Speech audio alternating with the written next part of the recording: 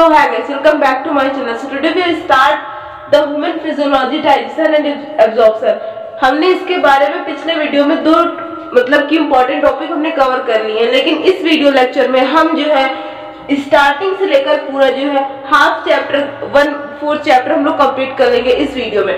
तो चलिए स्टार्ट करते हैं। देखिए डाइजेशन और एब्जॉर्प्शन है क्या, ये एक ऐसा चैप्टर है जो कि क्लास 11 ISC और CBSE दोनों में है और ये चैप्टर बहुत ही इंपॉर्टेंट रोल प्ले करता है क्योंकि ये चैप्टर खुद में 5 to 10 मार्क्स कवर करते हैं क्योंकि इसके जो है फिगर वाले क्वेश्चंस बहुत ज्यादा हैं, स्ट्रक्चर बेस्ड क्वेश्चन मतलब कि इससे बहुत ही इंपॉर्टेंट क्वेश्चंस आते हैं, डायग्राम्स वगैरह सब। तो चलिए स्टार्ट करते हैं। द डाइजेशन एंड एब्जॉर्प्शन मतलब ये जो डाइजेशन और एब्जॉर्प्शन है इससे हमें एक टर्म मिलता है कि हाँ ये डाइजेस्टिव सिस्टम का है। डाइजेशन और एब्जॉर्प्शन, डाइजेशन का मतलब ये होता है कि फूड का डाइजेशन होना इनसाइड आवर बॉडी।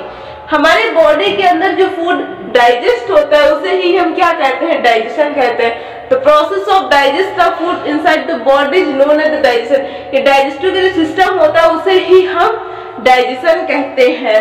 अब उसके बाद देखिए हमें सबसे पहले ये पढ़ना है कि हमारे बुक में दिया गया है न्यूट्रिशन। तो ये न्यूट्रिशन होता क्या है, इस चैप्टर में सबसे पहला टॉपिक है न्यूट्रिशन। देखिए न्यूट्रिशन क्या होता है, अगर डाइजेशन तभी होगा, एब्जॉर्ब तभी होगा जब हमारे पास कोई ना कोई न्यूट्रिशन होगा। हम जो है न्यूट्रिशन को लेंगे, हम इनटेक करेंगे। हम इसके लिए क्या करते हैं, वी आर टेक मतलब कि अगर हमने एक बाइट भी फूड का खाया तो हमने क्या किया, हमने जो फूड खाया उसमें न्यूट्रिशन था, हमने उसको इनटेक किया। जब हमने इनटेक किया उसे तो वो क्या था, मतलब वो ब्लड इनसोल्यूबल था, वो ब्लड में जो है सोल्यूबल नहीं था क्योंकि अभी उसको हमने जस्ट अपने माउथ में उसको हमने इनटेक किया है, अभी वो ब्लड में इनसोल्यूबल नहीं हुआ है। लेकिन कुछ देर के लिए हम उसे अच्छे से जो है उसे हम च्यू करेंगे, जब वो स्मॉल पार्टिकल्स में ब्रेक डाउन होगा और हमारे मतलब कि बॉडी में थोड़ा सा फूड पाइप के अंदर जब जाएगा तो उसके बाद क्या होगा, वो किसी सिंपलेस्ट फूड में कन्वर्ट हो जाएगा। जब फूड हम लोग इनटेक करते हैं तो वो क्या होता है, वो इनसोल्यूबल होता है, ब्लड में इनसोल्यूबल होता है। जब वो सिंपलेस्ट फॉर्म में कन्वर्ट हो जाता है with the help of chewing of food तो क्या होता है, वो ब्लड में सोल्यूबल हो जाता है। इसका मतलब हुआ कि जब तक हमने फूड को अच्छे से च्यू नहीं किया तब तक वो ब्लड में सोल्यूबल नहीं होता है। उसके बाद क्या होता है, एक प्रोसेस और बचा है, use by body for various metabolic activity. मतलब ये यूज की जाती है बॉडी के तरह तरह के मेटाबॉलिक एक्टिविटी के लिए। क्यों ऐसा क्यों है, देखिए न्यूट्रिशन का मतलब यही होता है कि हमने फूड को लिया, हमने उसको इनटेक किया, फिर उसको हमने सिंपलेस्ट फॉर्म में कन्वर्ट किया, कुछ अपने मतलब कि प्रोसेस को थ्रू हमने उसे ब्लड इनसोल्यूबल से ब्लड सोल्यूबल बनाया। जितने भी न्यूट्रिशन थे उसको जो है उसको हम लोग बॉडी के वेरियस मेटाबॉलिक एक्टिविटी में यूज करेंगे। ये मेटाबॉलिक एक्टिविटी क्या होती है, ये मेटाबॉलिक एक्टिविटी हमारे हर एक सेल के अंदर, मेटाबॉलिज्म वर्ड हमने सुना है, लिविंग वर्ड का एक कैरेक्टर होता है। ये जब थाउजेंड्स ऑफ सेल के रिएक्शन, जब एक सेल के अंदर थाउजेंड्स ऑफ रिएक्शंस होती हैं, हर एक सेल्स के अंदर थाउजेंड्स ऑफ रिएक्शन होती हैं, तो उसे हम कहते हैं क्या, मेटाबॉलिज्म। तो वहीं से आता है मेटाबॉलिक एक्टिविटी। हमें एनर्जी कहाँ से मिलती है, ATP से। इसको हम कहते हैं क्या है, एडिनोसाइन ट्राइफॉस्फेट। उसके बाद नेक्स्ट आता है मोड ऑफ न्यूट्रिशन। न्यूट्रिशन पढ़ लिया, तो फूड को इनटेक किया हमने, वो जब ब्लड इनसोल्यूबल था फिर उसको जो हमने कन्वर्ट किया सिंपलेस्ट मॉलिक्यूल में, वो क्या हो गया, ब्लड सोल्यूबल हो गया। तो उसको हमने अपने बॉडी के वेरियस मेटाबॉलिक एक्टिविटी के लिए यूज किया।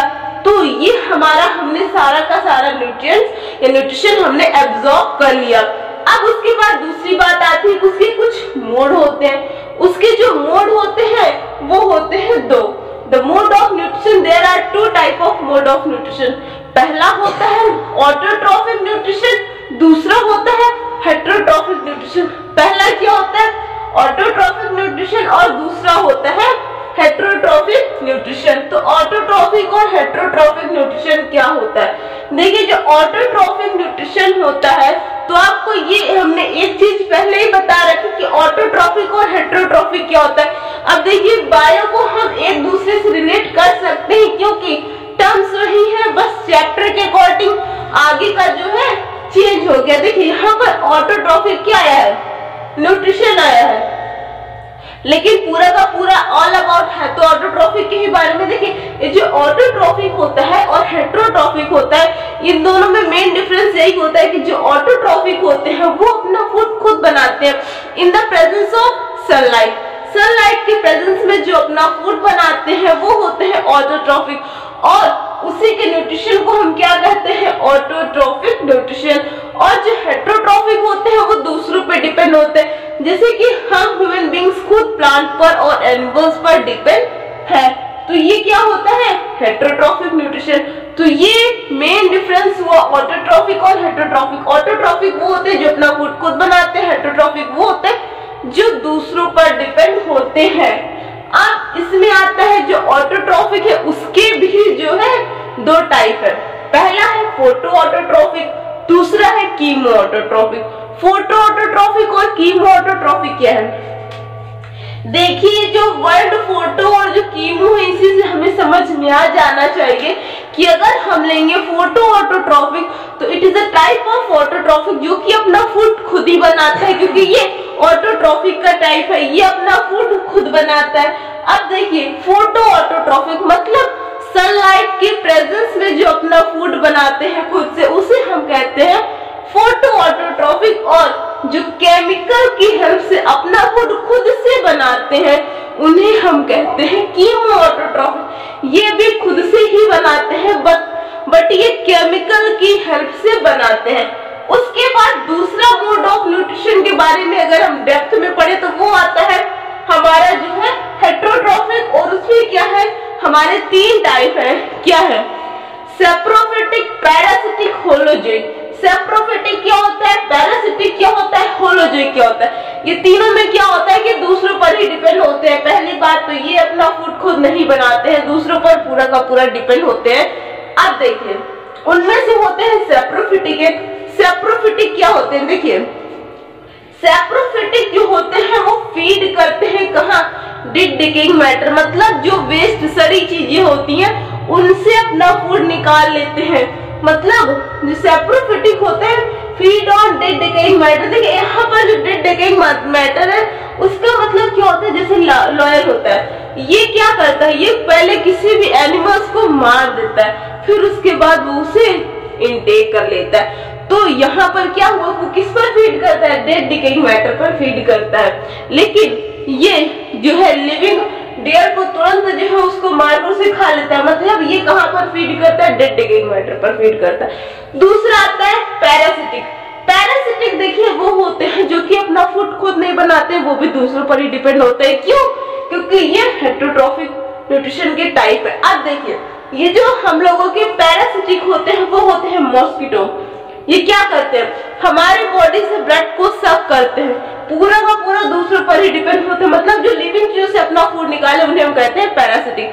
हमारे मॉस्किटो हो गए, लाइस हो गए, लीचेस वगैरह सब हो जाते हैं। अब नेक्स्ट आता है हमारा होलोजोइक। होलोजोइक वो होते हैं जो सॉलिड मटेरियल को इंटेक करते हैं। क्या करते हैं, सॉलिड मटेरियल को इंटेक करते हैं। अब होलोजोइक के भी तीन टाइप हैं। देखिए होलोजोइक जो होता है वो भी अपना फूड खुद नहीं बनाता है, दूसरों पर डिपेंड करता है और वो इंटेक करता है सॉलिड मटेरियल्स को। देखिए होलोजोइक के भी तीन टाइप होते हैं, herbivores, omnivorous, carnivorous. Herbivores animal वो होते हैं जो कि प्लांट्स को इंटेक करते हैं।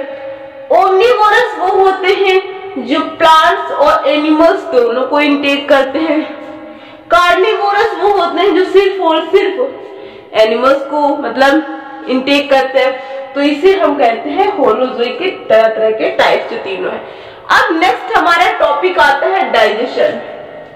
डाइजेशन होता क्या है, इसका क्या रोल है हमारी बॉडी में, बहुत ही ज्यादा इंपॉर्टेंट रोल है क्योंकि इसके बिना कुछ नहीं हो सकता। अब देखिए डाइजेशन का सिंपल मतलब होता है break down of food into the smallest particle और small molecule of a food particle is known as digestion. ठीक है, अब इसके 5 स्टेप होते हैं, क्योंकि अब आपसे इस क्लास में कोई डाइजेशन की डेफिनेशन नहीं बल्कि उनके स्टेप्स के बारे में और उनके बारे में पूछेगा। देखिए 5 steps are there in the digestion. पहला प्रोसेस क्या होता है? इंजेशन। पहला प्रोसेस क्या होता है? आप खुद से इसको कोरिलेट कीजिए। पहला प्रोसेस होता है इंजेशन। हम फूड को इंटेक करते हैं, ठीक है। इंटेक कैसे करते हैं? पहले हम लिप्स को ओपन करते हैं, फिर हम उसे फूड को इंटेक करके उसे च्यू करते हैं। फिर आगे का प्रोसेस देखिए, डाइजेशन। फिर हम उसे क्या करते हैं? डाइजेस्ट करते हैं। डाइजेस्ट में क्या करते हैं? जो कॉम्प्लेक्स फूड होता है, जो बड़े बड़े मॉलिक्यूल होते हैं, उनको हम जो है सिंपलेस्ट फूड मॉलिक्यूल में कन्वर्ट करते हैं। मतलब ब्लड इनसोल्यूबल सुने हम ब्लड सोल्यूबल बनाने की कोशिश करते हैं, उनको कॉम्प्लेक्स से सिंपलेस्ट में कन्वर्ट करते हैं। नेक्स्ट आता है थर्ड, एब्जॉर्प्शन। एब्जॉर्प्शन में क्या होते हैं? Absorb by blood. देखिए, हमने फूड को इंटेक किया, इंजेशन कहा, हमने उसको कॉम्प्लेक्स से जो है सिंपल बना दिया, उसे हमने कहा अपना क्या? डाइजेशन। उसके बाद हमने जो है जितना भी उसमें से यूज वाला था, हमने उसे एब्जॉर्ब कर लिया हमारे ब्लड में, तो उससे हमने क्या कहा? Absorb by the blood, called absorption. उसके बाद चौथा आता है एसिमिलेशन। एब्जॉर्ब बाय मतलब पूरी बॉडी में वो एब्जॉर्ब हो जाता है, उसे कहते हैं एसिमिलेशन। लास्ट आता है इजेशन, जिसे हम एक्सक्रीशन भी कह सकते हैं, क्योंकि इसमें क्या होता है कि हम जितना भी वेस्ट मटेरियल होता है, फेसेस मटेरियल होता है, ये हमारी बॉडी से बाहर हो जाता है। ये किसके केस में होता है? ये हमारे इजेशन के केस में होता है। समझ में आया? 5 स्टेप्स आर देयर। पहला इंजेशन, फूड को इंटेक करना।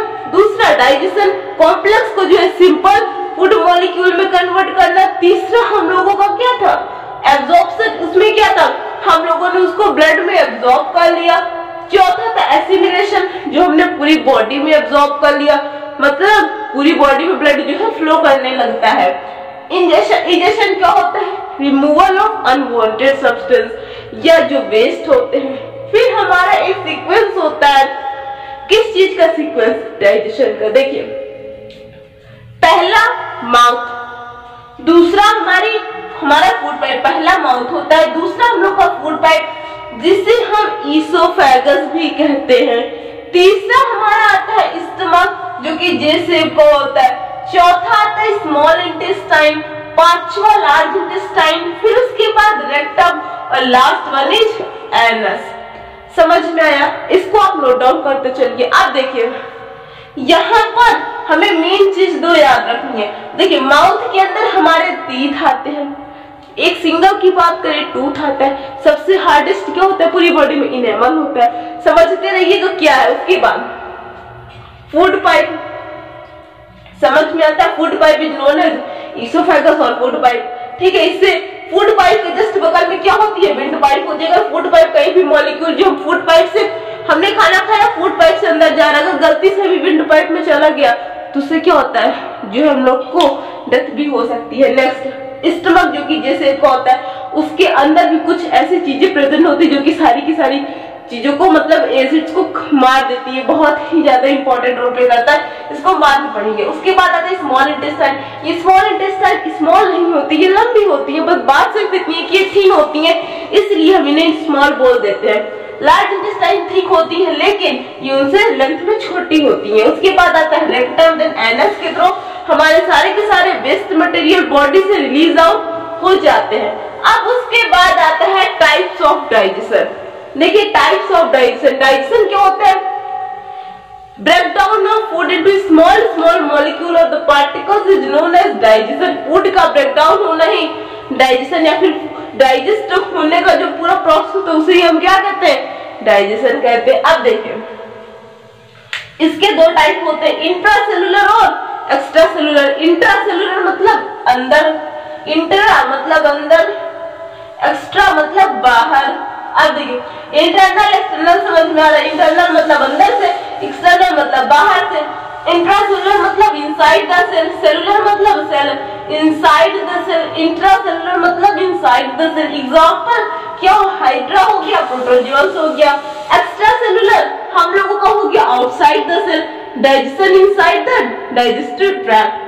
सिंपल सी बात खत्म हो गई। उसके बाद डाइजेस्टिव सिस्टम के मेनली हम लोग के दो पार्ट में डिवाइडेड, एलिमेंट्री कैनाल और हम लोगों का डाइजेस्टिव ग्लैंड और एसोसिएटेड ग्लैंड। अब इनके बारे में हम कल डिस्कस करेंगे। So thanks for watching, will meet on the next video. क्योंकि ये वीडियो बहुत ही ज्यादा इंपॉर्टेंट और सारा कुछ आपके लिए ही इंपॉर्टेंट था, क्योंकि अगर आपने इसको नोट डाउन कर लिया तो ये चीज श्योर है कि आपको स्टार्टिंग का पूरा पोर्शन क्लियर हो जाएगा। So bye bye, take care, stay home, stay safe.